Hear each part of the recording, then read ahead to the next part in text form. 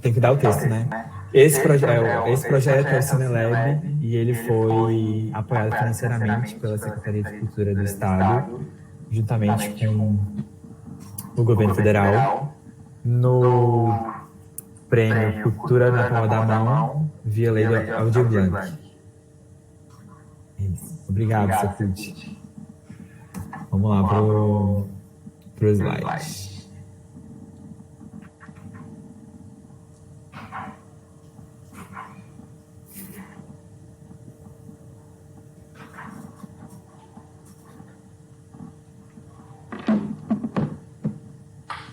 Ficou a Bíblia até carregando. Tá tranquilo, gente. Tá tranquilo, tudo bem.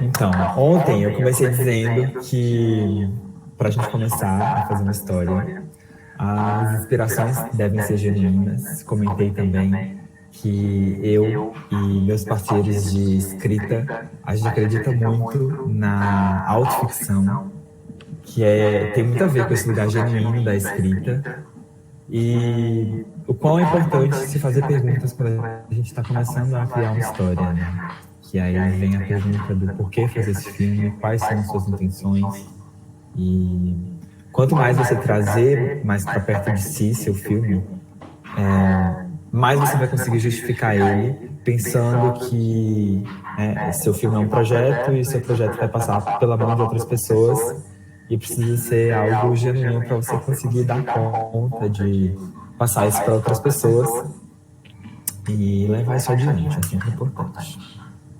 Outra coisa que eu falei também é que logo de cara, é uma coisa que eu gosto de fazer, é imaginar a minha ideia, construir a minha ideia primeiro visualmente, né? Antes de escrever as coisas, eu gosto muito de ver elas. Então eu uso muito do Pinterest para juntar imagens que tem super a ver com o que eu estou pensando.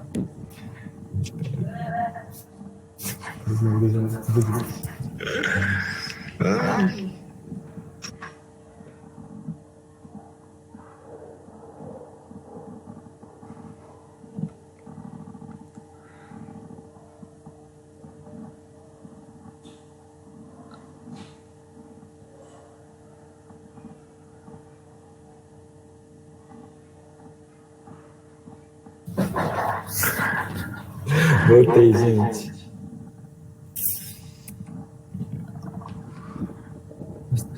Eu vou fazer isso também. Ah, tá.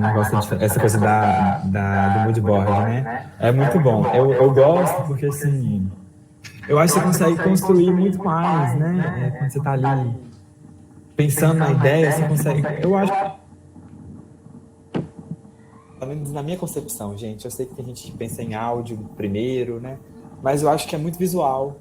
E essa construção visual me ajuda a ir para outros caminhos, assim, da minha escrita.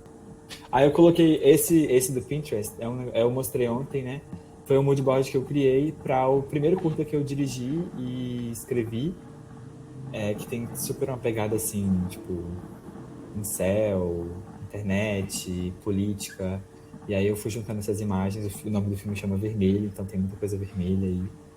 E aqui do outro lado é do longa Corra, do Jordan Peele, que isso aí é na verdade, isso aí é quase que um storyboard, né? Que você vai fazendo a cena desenhada. Eu comentei ontem também que é bom você desenhar, né? Quando você não tem a imagem já pronta, né? Para achar na internet e juntar no seu moodboard. E aí em cima é um clipe do Hot Oreia, que fizeram também. A diretora fez um desenho para imaginar a cena. Aí outra coisa que eu falei também é sobre construir um personagem. Eu acho que uma das primeiras coisas que precisam vir, né, depois dessa visualidade, é um personagem, um bom personagem que carrega a história. E assim como, né, as perguntas que você faz sobre porquê do seu filme, né, você precisa fazer perguntas também sobre o seu personagem, o que impulsiona, né, principalmente seu protagonista, que vai levar a sua história adiante. o que impulsiona ele, quais os objetivos, o que move, quais os desejos, as intenções, quem é essa personagem, de onde veio, para onde vai. E pensar também que essa é uma parte da escrita do seu projeto que você vai precisar de fazer. É formular as características desse personagem, né? Fazer uma descrição de personagem. E nessa descrição de personagem você vai precisar adicionar passado, contexto. E, inclusive, isso vai ajudar você a pensar nos conflitos. Muita coisa não entra no texto de descrição de personagem, mas para você, como criador dessa história, vai te ajudar muito, né, na construção disso. Porque acaba que quando você vai fazer esse texto de descrição de personagens, você vai precisar de enxugar muita coisa, porque meio que, né, no final das contas, o que interessa é o que vai para o filme. Mas para você, como criador, ali esboçando a sua história, esboçando seus conflitos, é interessante que você faça, né, coloque essas ideias para funcionarem. Outra coisa que isso eu não tinha colocado ontem e resolvi trazer hoje, são esses tipos de personagem, né? O personagem protagonista, eu foquei, né, naquele outro slide, o protagonista, porque eu acho que é o mais, além de ser o mais importante, né, é o que precisa de mais detalhes, né, para ser pensado, para ser construído. E aí ele entra nessas características de herói ou anti-herói.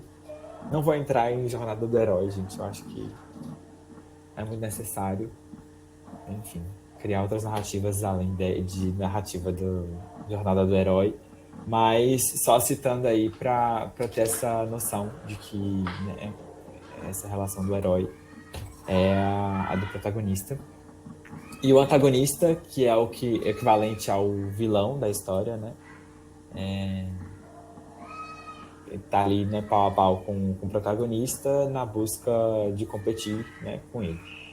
E tem os coadjuvantes, que a função deles é basicamente ajudar o protagonista a atingir o objetivo.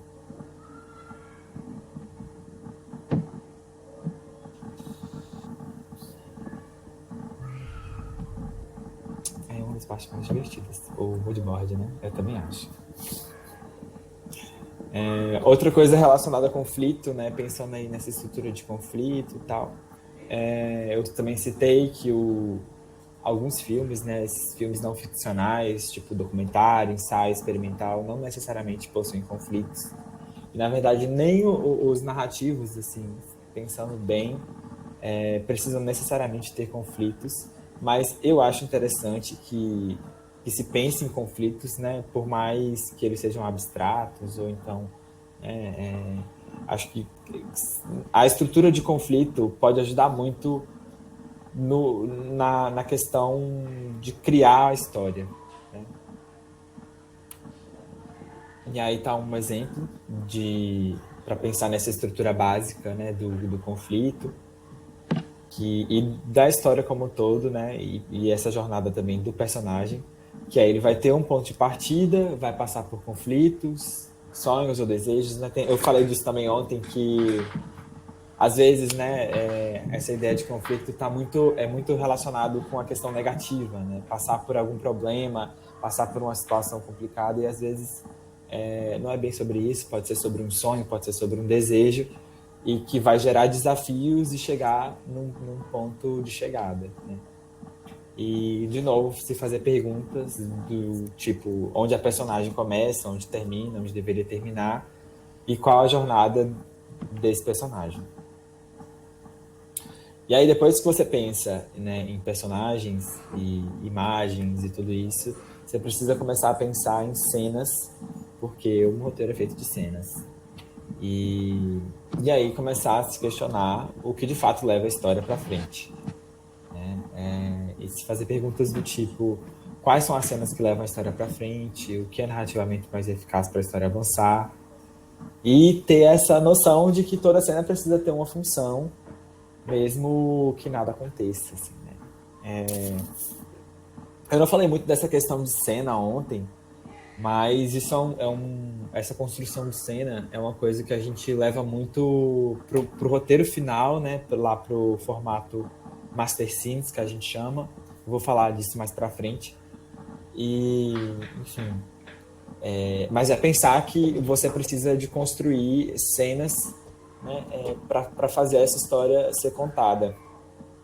E aí, né, pensar que tudo tem uma função, tudo precisa acontecer por uma função e que contribua para que a sua história vá para frente.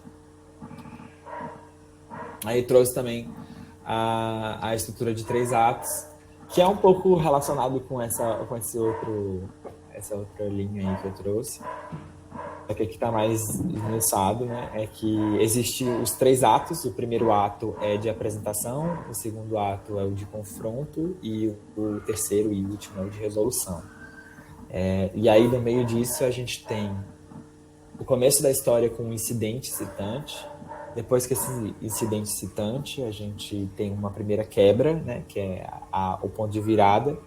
Depois que rola essa primeira quebra, a gente passa por um gancho que vai chegar no meio da história, né? Que é esse momento de confronto.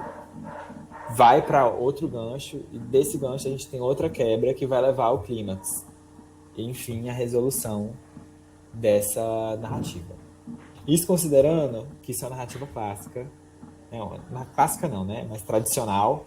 Você pode não ser clássico, mas é de um formato tradicional. E que às vezes você pode quebrar essas regras, né? Só que é interessante que você exercite o cânone, né? As coisas que já estão dadas, né? E para testar outras coisas. E aí eu também citei sobre essa importância do curta-metragem, né? Antes de você encarar algo maior. Porque existe essa liberdade, né? No curta-metragem para você experimentar e conhecer também, né? Como se filma, como se conta uma história. Então, eu recomendo fortemente, né? Se você está começando a pensar em fazer um roteiro, que comece por um curta-metragem do que encarar um longa ou uma bíblia de série, sabe? Assim, durante a faculdade, eu até comentei isso ontem, né? Que durante a faculdade eu fiz uns 7 curtas até encarar, ter autoestima suficiente para encarar, fazer uma série. E outra coisa que é interessante também é levar em consideração que você está fazendo um filme para as pessoas assistirem, querendo ou não, né? Tudo bem que você pode fazer um filme para você, mas como é um filme para você, você não precisa pensar mais em nada, só em você. Mas levando em consideração que você tem um público, você tem espectadores, que são os receptores finais, você pode ser usado, mas tem que pensar, né, como que essa ideia se imprime. Eu até dei um exemplo ontem de Tropa de Elite.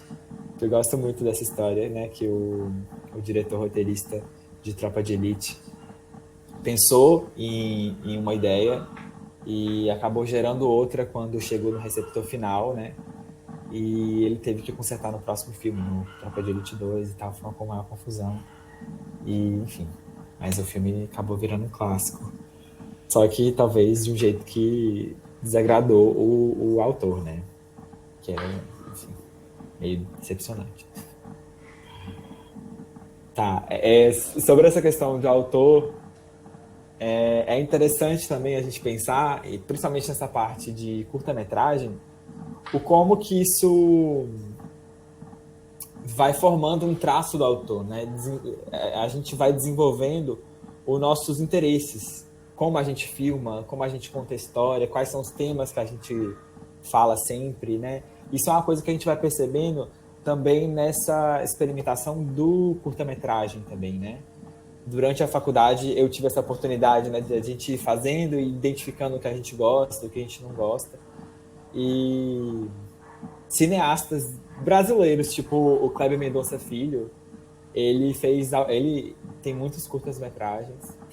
E quando ele começou a fazer longa, os curtas-metragens dele tem super a ver, assim. Eu acho que isso é muito incrível quando você percebe que um autor, né, um cineasta, ele constrói uma carreira coerente, né? Ele percebe que existe um tema, existe uma linguagem recorrente e ele respeita isso quando o trabalho dele vai crescendo. Então, acho que isso é uma coisa a ser observada também, quando existe essa unidade narrativa dos filmes. Tá. Aí, né, chegando mais nessa parte da organização de um projeto de roteiro, deixa eu voltar aqui.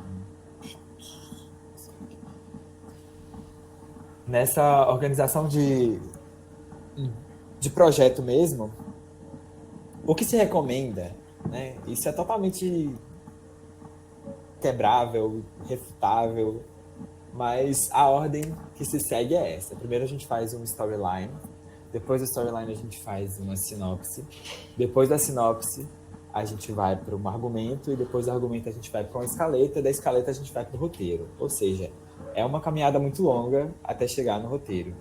Mas eu conheço gente que gente que já escreve há mais tempo, né? Ele pega o roteiro e escreve de cara, vai cabeçalho faz a cena o cabeçalho da cena e já vai tranquilo, né? Já consegue, mas é isso, né? É uma prática que a pessoa já consegue construir uma storyline, uma sinopse, um argumento na cabeça e para seguir para essa fase de roteiro. Então, já que estamos aqui, né, nesse processo de troca, eu pedi o pessoal para trazer um storyline, o que é um storyline, né? Você contar a história nos 3 atos de uma a até 5 linhas, né? A ideia é uma linha só, mas 5 linhas é o que a gente diz assim, o máximo. Que a partir de 5 linhas já vira aí uma sinopse. Que aí a gente vai contar a situação dramática. Eu trouxe um exemplo que é do meu TCC, né? É uma série que chama Acabar Misterioso. E essa é a minha storyline. Vamos lá, vou ler para vocês. Deixa eu ver aqui antes.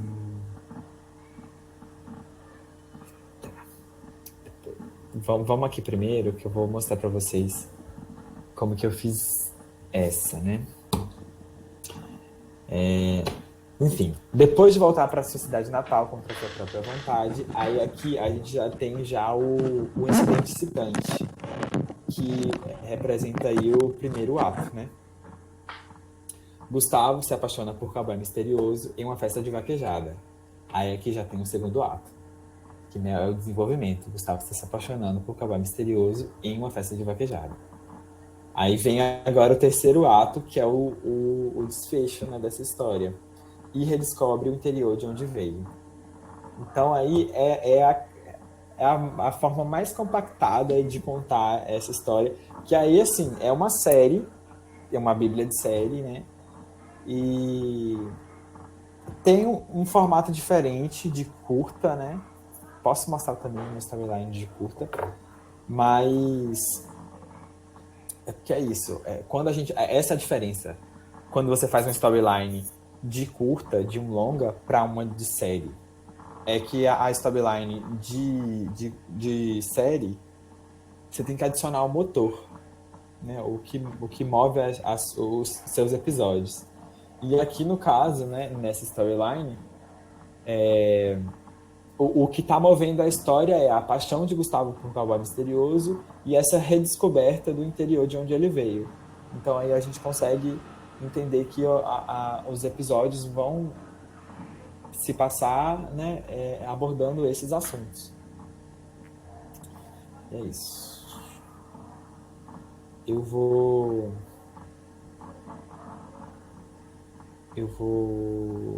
ler de vocês agora pra gente ver, né?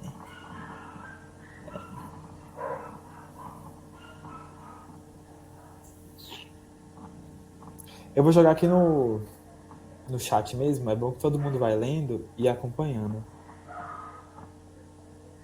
Vamos começar pela Júlia, que mandou primeiro.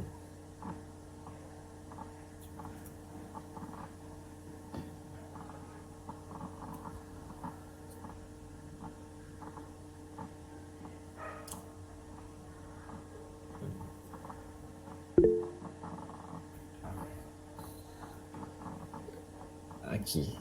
A Júlia colocou a storyline dela do seguinte. Quando Max Quando Max descobre que seu pai desaparecido é, na verdade, um pirata, ela se vê em um mundo novo onde tudo que ela pensava saber era uma grande mentira e terá agora que aprender a ter um pai presente e a lidar com seu novo estilo de vida, onde seu objetivo principal deixa de ser tirar notas altas e se torna sobreviver. Tá, eu li essa sua storyline, ô Júlia, Júlia, né? É Júlia. E a única coisa aqui que me pega, assim, de cara, é essa parte aqui de que o objetivo principal dela deixa de ser tirar notas altas e se torna sobreviver. Eu acho, assim... Tem uma descrição muito grande também, né? Que eu acho que você pode reduzir a mérito de storyline, né? Já que você sabe que ela vive esse problema aí com o pai e tal, acho que você poderia dar uma resumida, né? Talvez alguma coisa do tipo...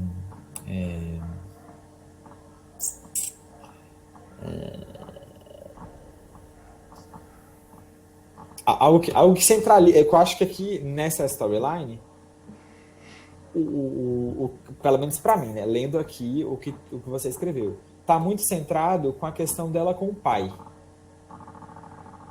Então acho que você já poderia apresentar esse incidente excitante logo no começo, né, que ela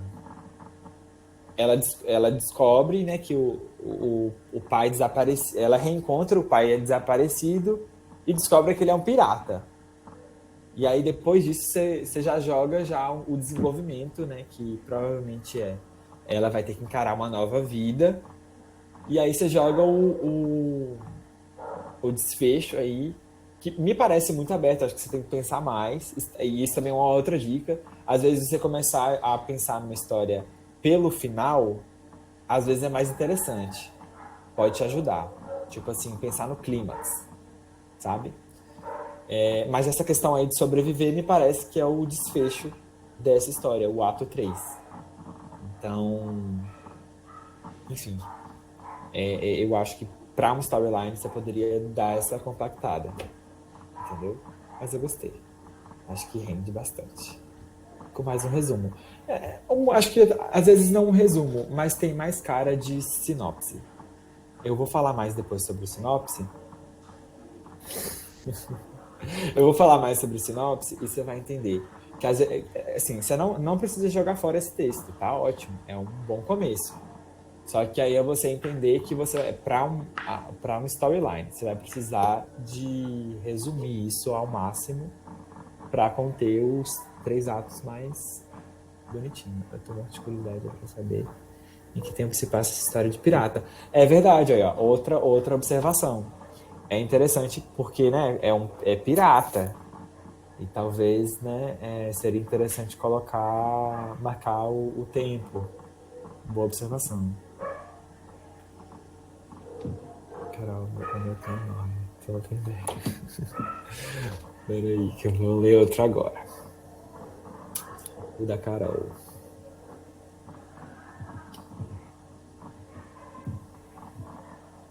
Mas assim, Júlia, se você quiser refazer e me mandar, eu posso dar minhas opiniões. De novo.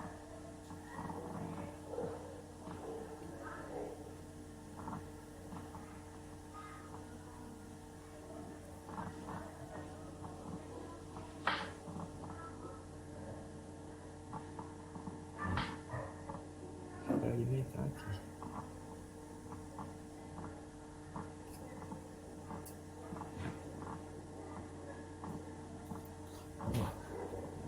Esse é o de Carol. Manuela possui sinestesia, um distúrbio neurológico que faz seus sentidos se misturarem. Ela escuta música pop de tons alaranjados e sente cheiros de textura áspera. Quando entra na faculdade, conhece uma pessoa que a faz ver um cheiro de morango e ouvir tons de rosa. Apaixonou-se como nos clichês. Porém, a vida a ensina que contos de fadas não existem quando o amor não corresponde. Não existem quando o amor não correspondido a impulsiona a se amar como nunca antes, se encontrar nos seus sentidos bagunçados outras formas de felicidade genuína. Legal. Essa parte aqui do começo, que você dá uma explicada na sinestesia, também gostei bastante. Essa parte que você falou da sinestesia, você pode reduzir, né? Assim, vamos supor que a pessoa já entenda o que é uma sinestesia. E aí você coloca assim, Manuela, uma pessoa, né, sinestésica e se apaixona, sabe, assim, que... Eu acho que esse é um incidente excitante, assim, né? Ela se encontra... Na verdade, não é nem um incidente excitante. Essa é uma característica de personagem mesmo. A Manuela, ela é sinestésica e o incidente excitante é que ela se apaixona, né?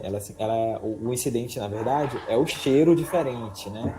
O de morango que ela encontra na paixão. Aí o desenvolvimento é a questão da paixão e aí tem né? Tá tudo aí. Acho que você começou bem. E rola um amor não correspondido, aí você já tem a quebra ali, né? Você já consegue pensar aí nos pontos de virada. E ela se encontra, olha só, esse arco é lindo, esse é um belo clímax. Que ela aprende a se amar como nunca antes, e encontrar seus sentidos bagunçados em outras formas de felicidade genuína. Eu acho que é mais ou menos por aí. Mas é aqui, mesma coisa que eu falei pra Júlia, mantenha esse texto e vai pensando em como diminuir ele.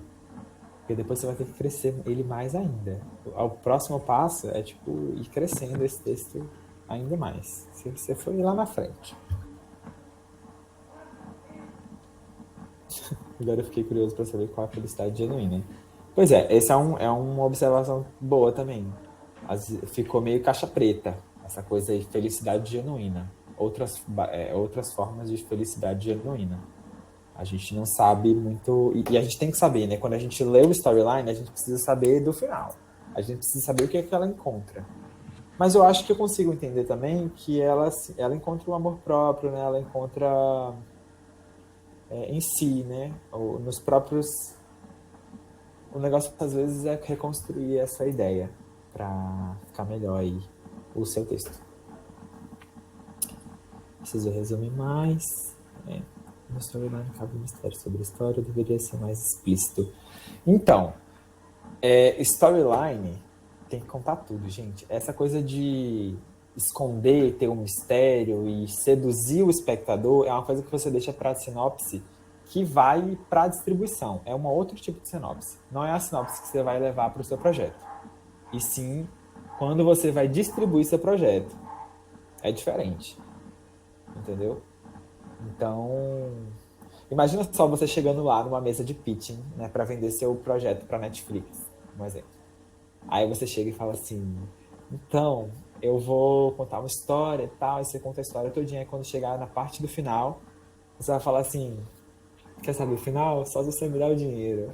Eles não vão te dar. Você tem que contar e provar que sua história é boa o suficiente para eles bancarem isso. Isso tem que estar com essa ideia bem formada, eles precisam enxergar isso, né?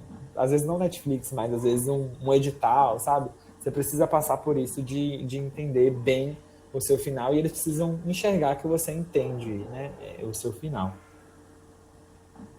Sem mistérios.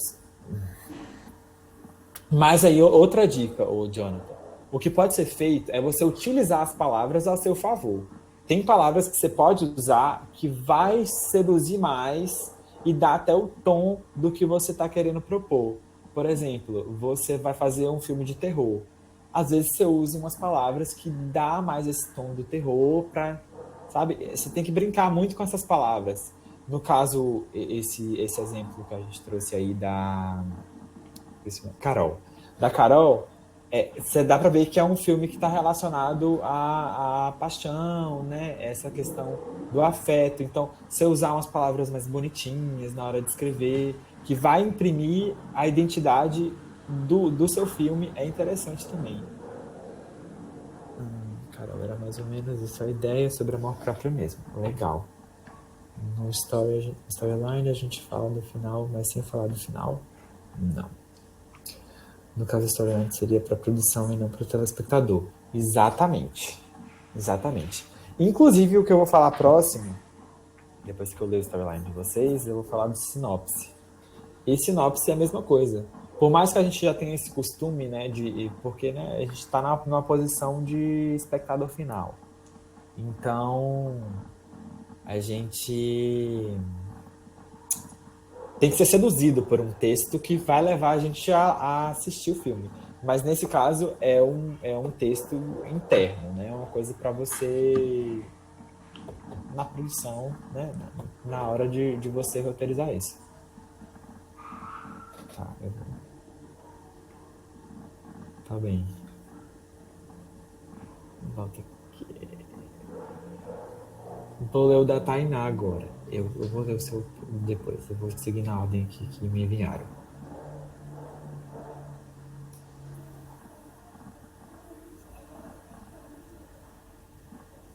Tá tudo bem, tá tudo bem.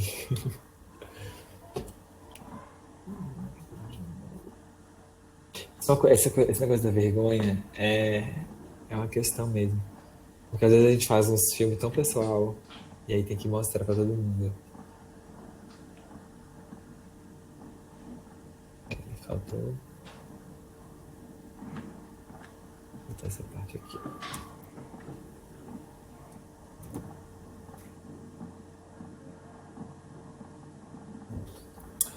Esse aí é o da Stein.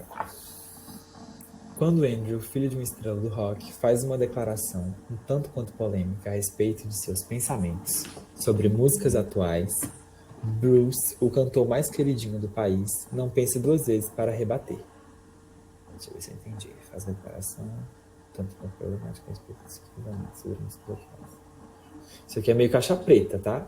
Faz uma declaração tanto quanto problemática a respeito de seus pensamentos sobre as músicas atuais. Que pensamentos são esses? É bom você já definir aqui nessa storyline. Perdão, relaxa. Então, esse termo caixa preta é tipo assim, quando você tá deixando no seu texto uma coisa que deveria aparecer, mas você esconde, né? No sentido de tipo assim, igual que ela fala, uma declaração tanto quanto problemática a respeito de seus pensamentos sobre músicas atuais. A gente não tem ideia nenhuma.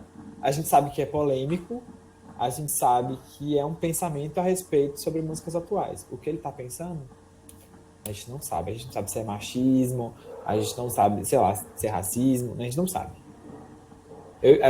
A gente supõe, né? Mas é por isso que se chama caixa preta.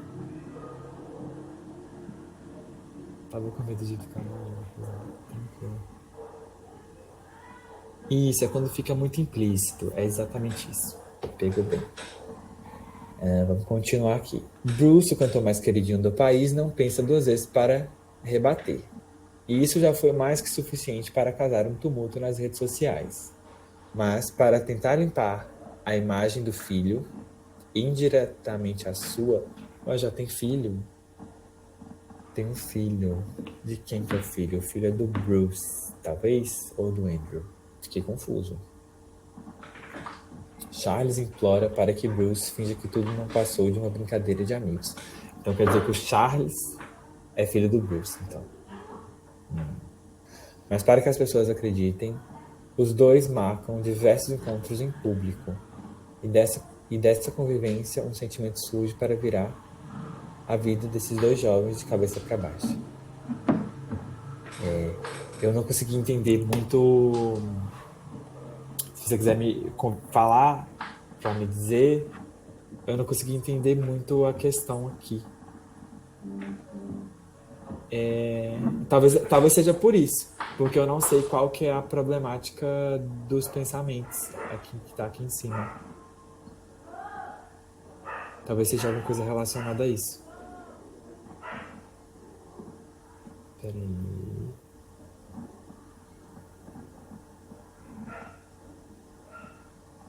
Curti a história, quero saber mais sobre. Também eu gostei, assim.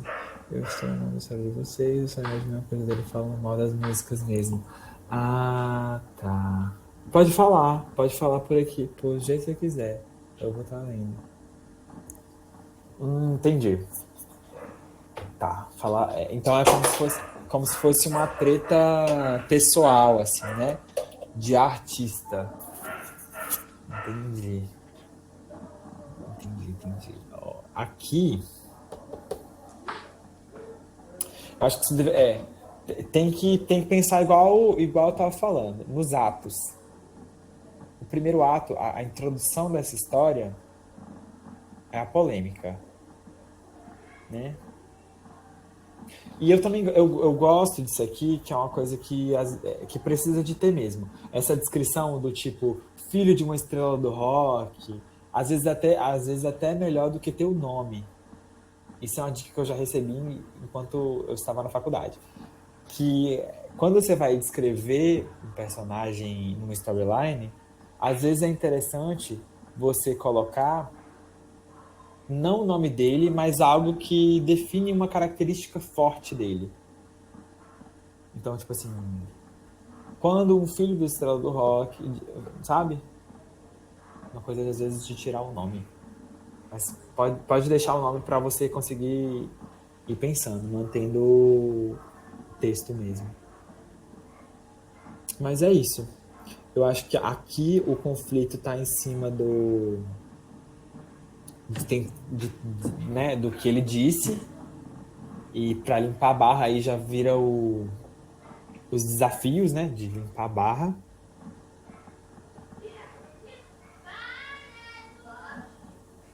Entendi. Mas eu não consigo entender como que acabou, né? Fica aqui implícito demais. A convivência, um sentimento surge, eles se pegam isso, para virar a vida desses dois jovens de cabeça para baixo. Então, às vezes deixar mais claro assim essa movimentação dos dois.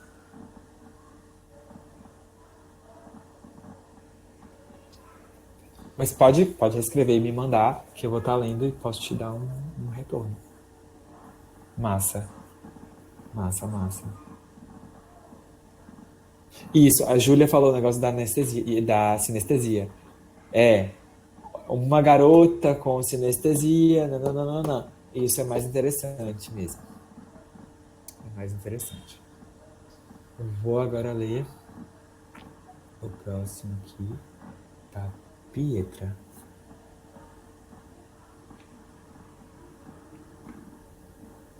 Pietra, você escreveu aqui que você é tímida e nova nisso. Todo mundo é. Todo mundo, inclusive eu. Vou colocar aqui.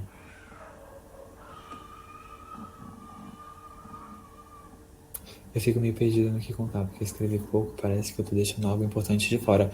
E exatamente, isso é uma sensação muito, muito complexa quando a gente está escrevendo uma storyline. Porque você tá com uma história que é desse tamanho. E é isso. Você precisa contar ela assim, quando você tá na storyline.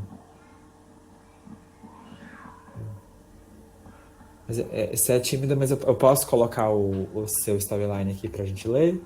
Você vai ficar confortável com isso? Ah, tá. Vamos lá.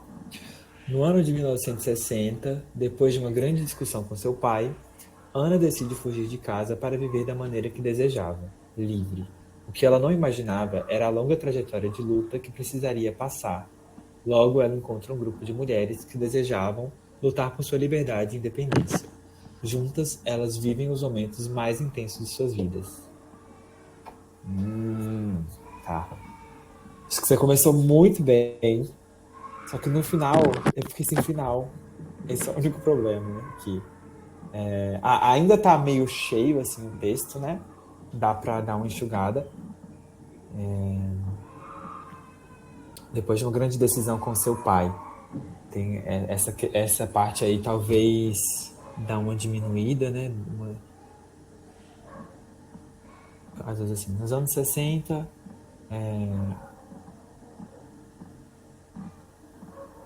após questões com o pai.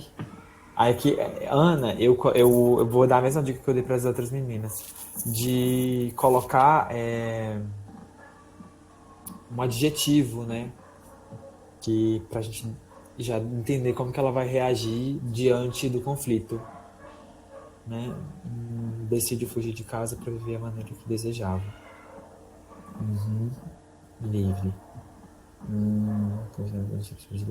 O que ela não imaginava era essa parte aqui, que é onde você começa a apresentar o conflito, né? O ato 2. Porque aqui a gente já tem o primeiro ato bem evidente, né?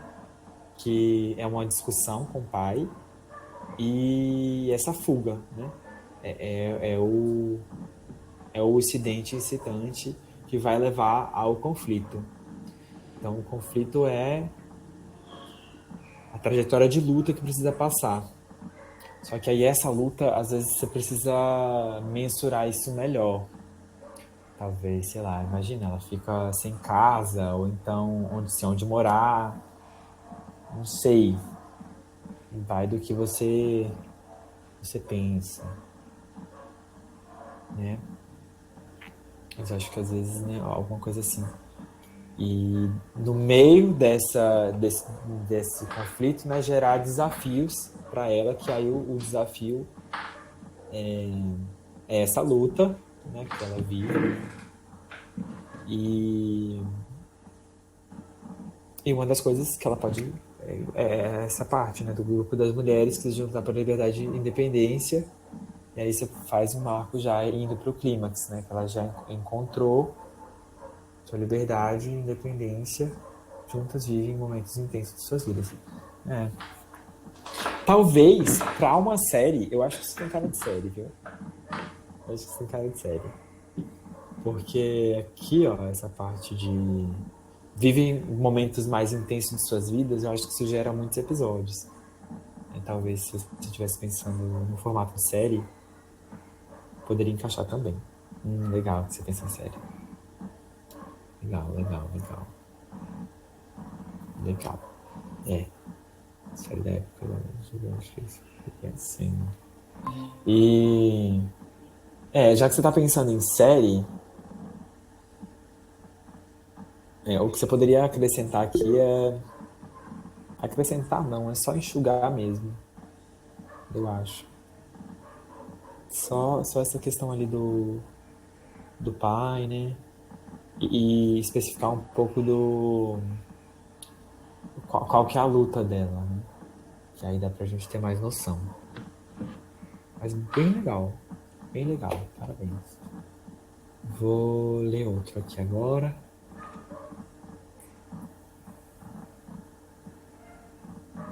Deixa eu ver aqui. Era um do chat, né? É do Jonathan, eu acho. Que faltou. Robson. Isso, Robson. Robson não era. Tinha outro antes? Se faltar alguém, me fala, gente.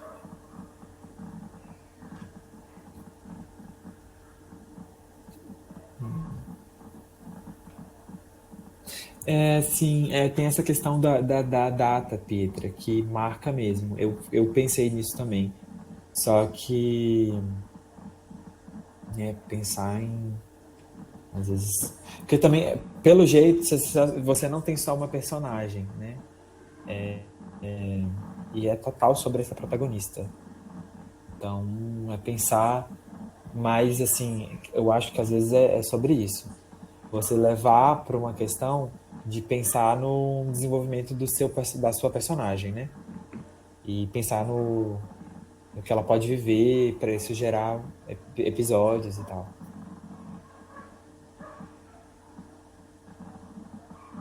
Aqui. Esse aqui é do Robson. É Robson, né? Leonardo morou a vida toda com seu pai no interior, mas depois de um trágico acidente com seu pai, ele é obrigado a conviver com sua mãe na cidade grande e encontra muitos desafios para se adaptar.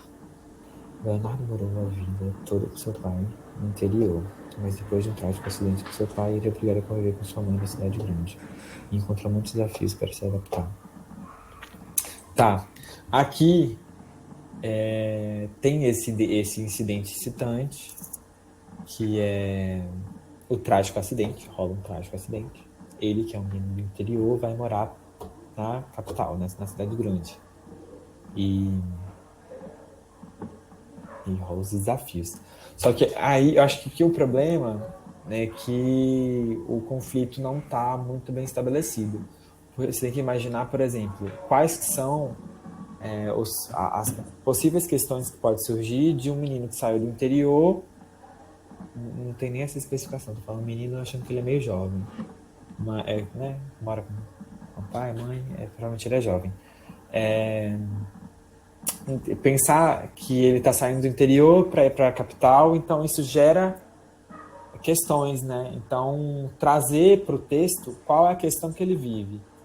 Às vezes, sei lá, algum hábito que ele tem, às vezes, né, os amigos, eu penso muito nisso também. Talvez pode ser alguma questão assim. Isso está implícito aqui, não dá para entender. Existem os desafios, muitos desafios.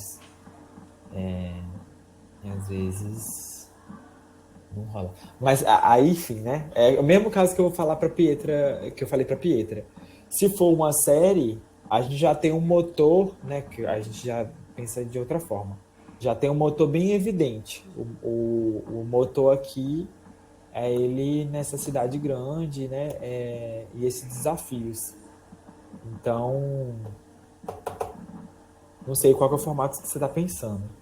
Mas se a gente for pensar num curta, por exemplo, ou um longa, eu acho que falta você dar uma descrevida nessas questões que ele passa, nos desafios.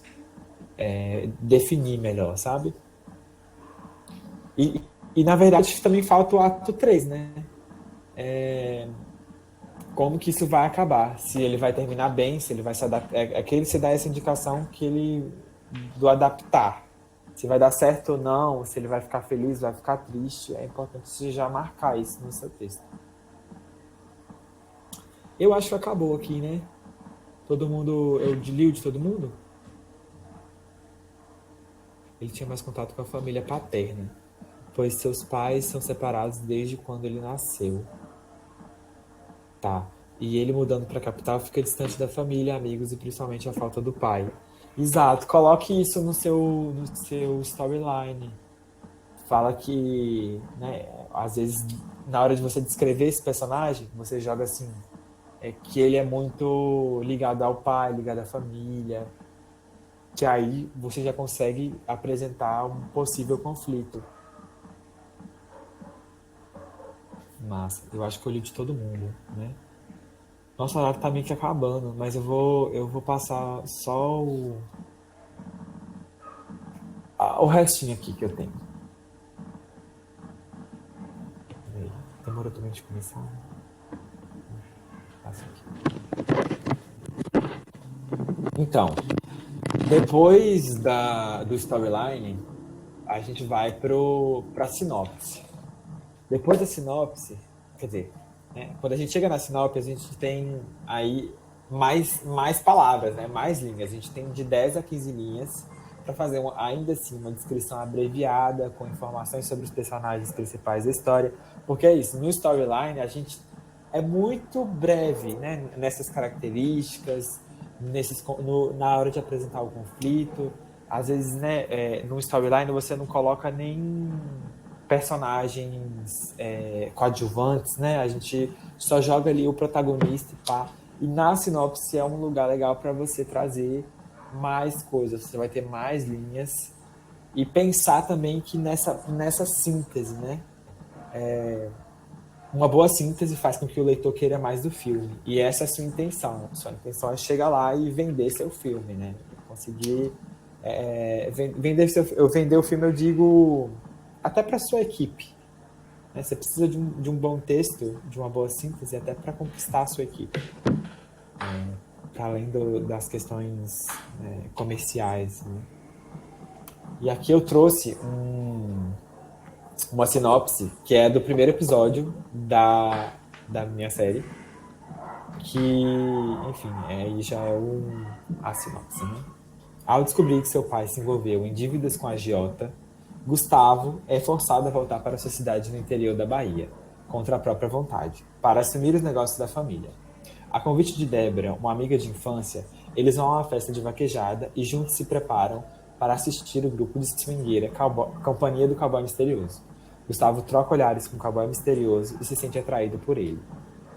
Então, aqui, a gente, né, nesse formato de sinopse, você já consegue, tipo, descrever mais. Você já consegue perceber que aqui tem uma outra personagem que não apareceu lá no storyline, né? Que aqui é a Débora. Você já consegue trazer aqui um personagem que é o pai, né?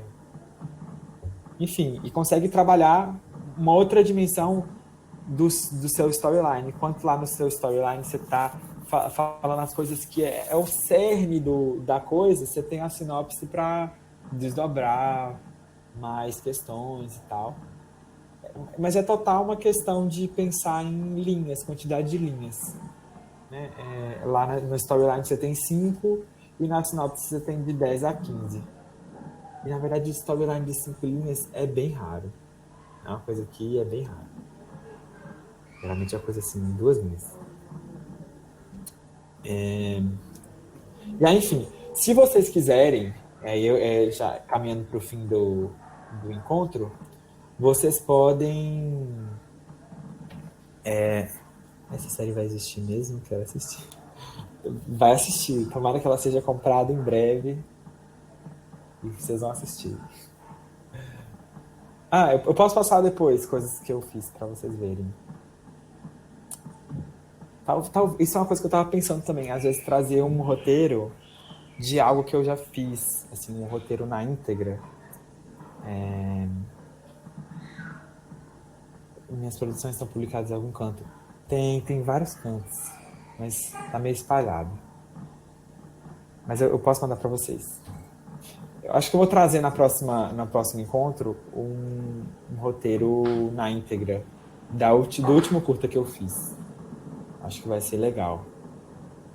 É um curtinho bem rapidinho que eu fiz de quarentena, assim. Acho que vai ser legal para vocês terem uma ideia de como que é uma formatação de um roteiro. Esqueci até que eu tava falando. Ah, tá. Aí, enfim, se vocês quiserem trabalhar em cima do storyline que vocês trouxeram, para ele virar uma sinopse, que aí vocês têm mais linhas e tal, sem abandonar a questão do storyline. Você precisa de um storyline e precisa de uma sinopse também. Aí vocês trazem, entendeu? A sinopse mais trabalhada aí e a gente pode continuar falando sobre a sua ideia. Que é isso, gente. Essa oficina aqui é um laboratório também, além de uma oficina. Por isso que eu chamo laboratório. A gente vai fazer coisas aqui e, enfim, às vezes sai com algum esboço de um projeto aí que vocês podem levar para frente. E é isso que eu tenho para hoje aí. No nosso próximo encontro, vocês podem trazer a sinopse para eu. Podem refazer a storyline que eu vou comentar e, né, mandar de volta para vocês, dar um feedback. A sinopse a gente pode ler da próxima aula, né? E, enfim, ver como é que vai ser. E vou mostrar para vocês um curta meu, vou mostrar para vocês o roteiro na íntegra, para vocês verem como que é essa organização na diagramação do roteiro. Pode ser? Beleza, então, gente. Boa noite. Até amanhã. O próximo encontro é amanhã. Às 7 horas, no mesmo lugar. Não no mesmo link. Vai renovar o link. Um beijo. Tchau, tchau. Obrigado, Amanda, pela tradução aí, pela interpretação maravilhosa. Sempre com a gente. Um beijo. Tchau, gente. Obrigado por tudo, gata.